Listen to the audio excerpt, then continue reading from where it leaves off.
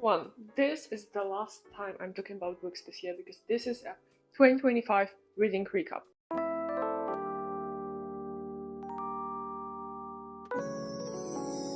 My goal was 35 books. I haven't fulfilled it yet. Yeah, so I have like roughly 2 weeks to read 4 more books. And we're going to see how it goes. So I'm going to show you the books that I have read and the books that I am planning on reading this month. So I thought maybe I'm going to start with the books that I am going to read this month. I mean, I hope I will. So first of all, we have Ellen Craft, The Princess of 72nd Street. So from what I understand, this is a book about a girl with like schizophrenia or which is just addicted to drugs. I have no idea.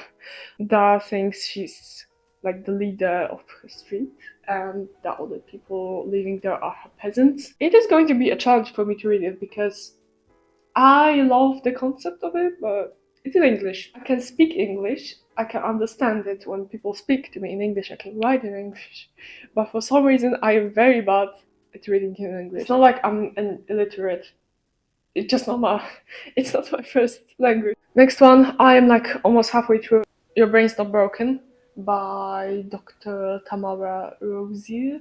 It's like a user manual for people with ADHD, I believe. Like, it has been highly recommended by the community. See, one major problem here. It says, trust the methods of ADHD trainer, coach, and regain self-confidence. I don't see the methods yet. Like, she just talks like relatable things, but it's just like, yeah, I have it, but tell me how to deal with it, please. Yeah, we go to see. I'm so quick to judge, it's crazy. Yeah, I'm also halfway through. It's Poor Things by Alice de Grey, and it's about like a woman saved from a river. Like she tried to herself, and she was pregnant, and this crazy scientist took out the brain of her child and put it into her head. So now she's like 20-something woman with a brain of, at this moment of the book, like 12-year-old child. I just want to finish it and then I'm going to share my full opinion. But right now I don't, it's like more, I don't know, it feels like it's so normalized, like, yeah, it's normal, she has a brain of a child and lives like a person. Like, I don't really like what's going on in this book yet. Okay, I think we're going to start with fiction because now we're moving on to the books that I have actually read. So I have many books from the library. So it will feel very weird for me to like not have anything in my hand while speaking, but it is what it is. And there's many books that I have read in Polish that have never been translated into English or any other language. So I will not be speaking about. I think I'm trying to like remember the original title was like Fukuwarai, something like this. It is quite short. I really like Japanese literature, and this book was just bizarre.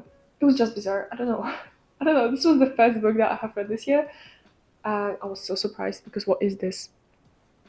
I don't know what to say about it. It's so weird. I don't know what was going on in the brain of this woman when she was writing this. About a woman who grew up in very specific environment. Her father was like a traveler journalist talking about very nasty stuff, and she was exposed to the things that her father was saying about other people that were just straight up disgusting, and he was like always absent, but as a child she was very like emotionless.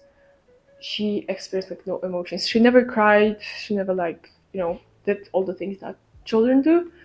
She was only happy and laughing when she was playing this game Fukuwarai that consisted of like cut out pieces of face and then you blindfold yourself and try to make a face out of it while blindfolded, and this was her favorite game, and that's the only moment she was happy. And this kind of shaped the way she looked at, she perceived the world around her, and all of the relationships in this book are so out of this world. And it's portrayed as normal, and what are we talking about?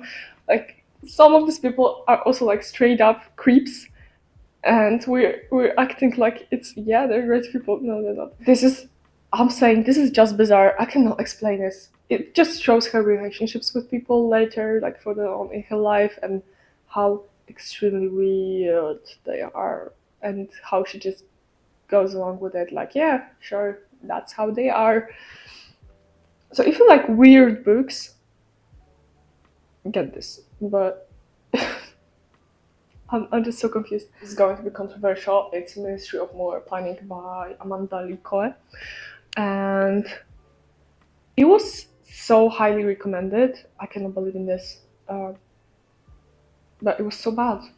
What's going on? Like, I really like short stories, you know, like bundle of short stories in one book. I don't know, but I think it was like, well, 10 stories, and only 2 of them were like, well, okay, that's actually good, and the rest of them were like, this is the end. Like, nothing happened. I don't know what's going on. It's just, I don't think the book is necessarily bad itself.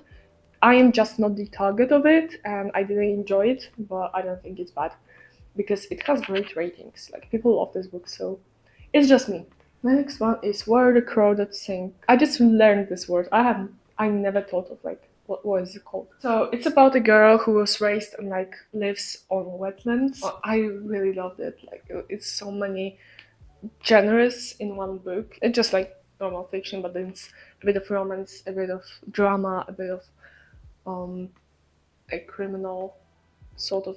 I really liked it. It's very comforting, and it really reminds me of my grandma because she lives by the lake. Like, it's the ocean, but it's very similar surroundings, and it really reminds me of the place where she lives, and like kind of my childhood and stuff like this. At the beginning, it's a bit too long, just showing like every single day of her life where she sold like fish and stuff like this. So oysters, yeah, she sells oysters. Um, but then it gets a lot more interesting. So at the beginning, I was like, oh my god, I cannot stand it anymore. But then it got very interesting. So I am giving this 8.5 out of 10. The Bell Jar by Sylvia Plath. Is it like autobiography or fiction? Well, it's autobiography covered in fiction, kind of. A bit of her life described as a fiction, like she shows her life from a perspective of, like, you know, a fictional made up character, but it's actually her. It's really hard to say, oh, I love this book, because yeah, I do. It's one of my favorite books, but it's really hard to say that you love a book that is so sad and dramatic. Um, it's very specific. The writing style is very like an internal monologue, and I have read it on like one sitting. I just sat down and read it all, and I devoured it very quickly. But I think if you read it in like sections, you can get very tired of it. It's a 10 out of 10 to me, however that sounds. Norwegian Wood by Haruki Murakami. I don't know, once again, it has great reviews, but I just think he is so not my style. Talked about this in like the popular books I hate video. It's not like I don't hate it, but I don't get it. Yeah, that's the difference. It's about like very weird relationship between a guy and a girl, and I don't remember anything more because I feel like the characters were just so bland. It was like unseasoned chicken to me. You know, not felt any feeling reading this, and this is bad. Like, I would rather be mad and angry and frustrated at this book than just bored throughout all of these pages. And I was just bored. I was just like, when will anything happen, please? So, it's like 3 out of 10 to me. Maybe one day I'm gonna like give Murakami the next chance. Maybe next year I'm gonna read some other book by him. But what I want to say is I love the way this book looks. So I usually have it in the place where Wuthering Heights are right now, because it's beautiful. I love this cover. This is one of my favorite covers ever that I have ever seen in my life. I love it. The Wedding People by Alison Espach. I talked about this in my all-time favorite book, so it's already kind of spoiled. So I'm gonna say it again without spoiling. There's like this huge castle where some woman has wedding, and it's like all booked up for her wedding Like, it's only the wedding guests there, and it's a huge party, and it's supposed to be like a wedding week. But then the main character shows up, and she is in no way going to this wedding. Like, she doesn't know the bride. She is there for some other reason, and I will not say what, because it's like the entire point of the book.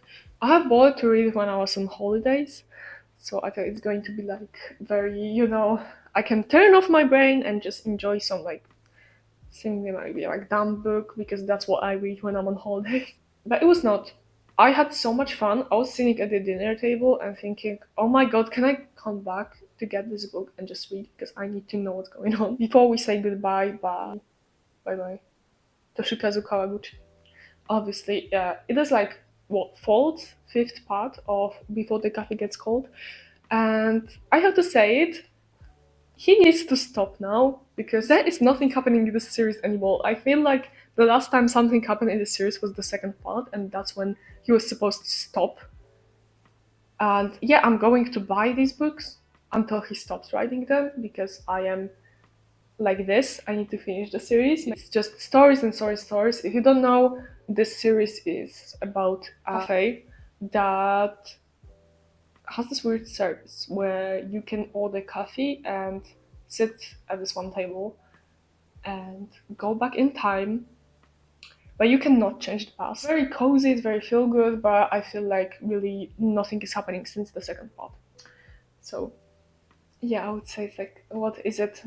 Once again, I'm very mad because I was just bored. Like, can something happen already? So it's like maybe 4 out of 10. I don't know. I have also speak about it in books that I hate, that are popular. And yeah, I low-key hate it because once again I was just frustrated and bored all the time.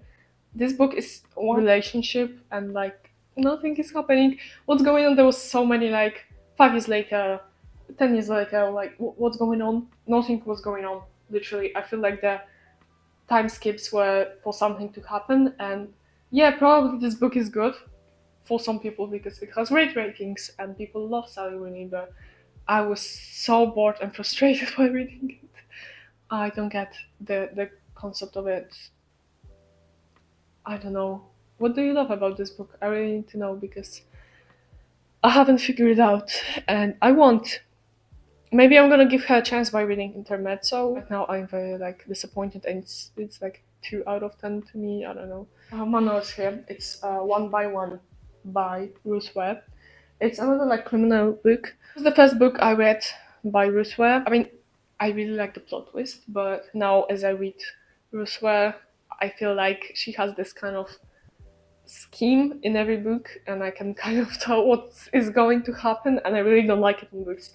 Whenever I read like a crime book, I try to not think as much as I can. I can try to not think about what is going on, what will happen, because I don't want to predict it, because then I'm not gonna have fun. Turn of the Key, another book of hers that I read this year, and I really loved it. Like, still, the plot twist was like chef's kiss. Yeah, so One by One, I would say it's like 7 out of 10 to me, and Turn of the Key 9 out of 10. Next one is Garden of Eden by not Taco Hemingway, bro. Ernest Hemingway. It was the only book I have read by him, and I'm not really convinced to another one, but I really enjoyed it. It's also about a weird. This is how you do weird relationships for me, like in the books, not like in normal people or Norwegian Wood. This is how you do it, and it's about a couple on their honeymoon in France and Spain, and they're moving to. I think it. Wait, where? Yeah, I think they're moving like throughout Spain and France, and like his wife, he's a writer, so he's kind of the personification of the author in the book, while the wife is kind of I wouldn't say going crazy, but yeah, she's kind of is finding herself in different gender roles, and then she brings up another woman because she wants a love triangle. So that sounds kind of freaky, but I wouldn't say this book is freaky. I love it when there's no graphic intercourse scenes. It was just very softly mentioned, and I feel like it was very, like with taste, explained with taste. Next one is another classic, Great Gatsby. So I also read it on holidays. It was so not what I expected. I don't know what was I expecting though. I haven't read anything similar to it before. So maybe that's why it's a classic, right? Like after reading it, like I finished it and a few hours later I was in the cinema watching the movie because there was this season during the autumn where they were playing like classic, maybe not classic, but like slightly older movies in the cinemas. I liked this book, but the ending was very confusing to me. It was explained kind of weirdly. I didn't understand what actually went on there, and the movie helped me to like figure it out in my head. And the last one from fiction is My Year of Rest and Relaxation by Otessa Moshpit. I don't know.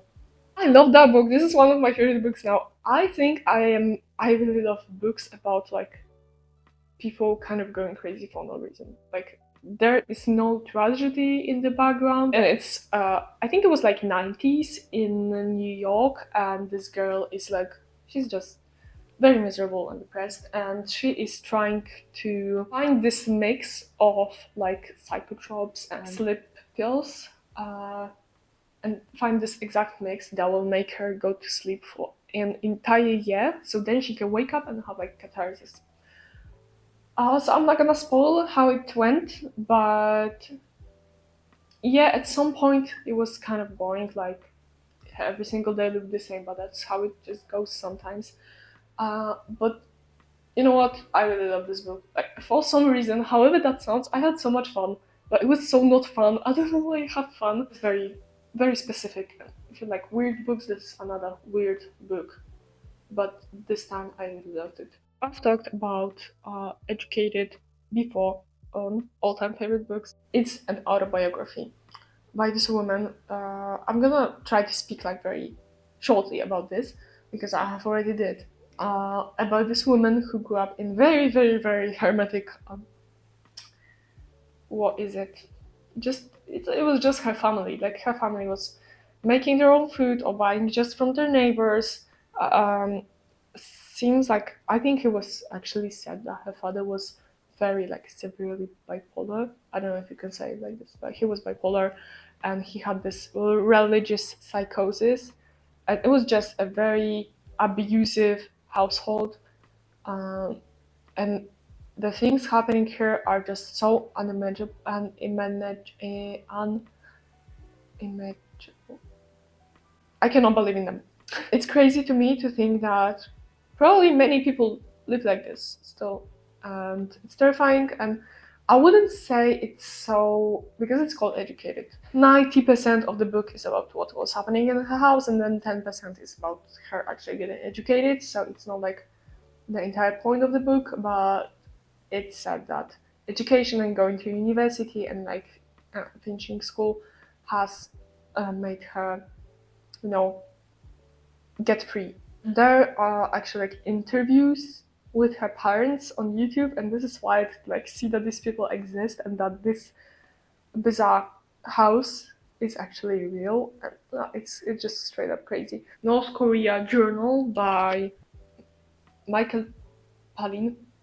I would love to read it as Michel Palin, but I don't think it's I don't think it's French. Don't know anything about North Korea. You're going to like this. It's very I feel like a kid could read it because it's the letters are huge and there's a picture on every single page, and like it's very short, and it took me like an hour to read it. He's a journalist, and he went to North Korea to like show how beautiful that country is because that's exactly what everybody has to do when they go there. It's very interesting to me, like the topic of North Korea. I wouldn't lie if I said I was educated in this topic.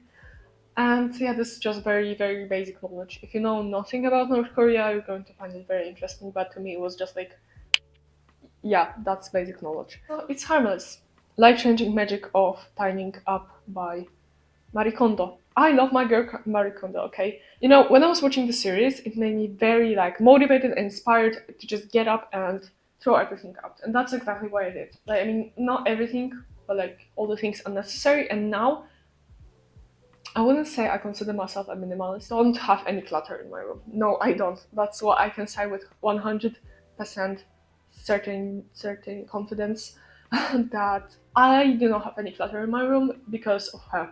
Because of her show, it was super inspiring to me. So she just comes to other people's houses and teaches them how to declutter the house. And it's usually like normal houses, like, you know, just clutter houses. Everybody has clutter in their house, like most of the people. But sometimes it's just straight up hoarders. Like there was this one woman who had thousands of nutcrackers.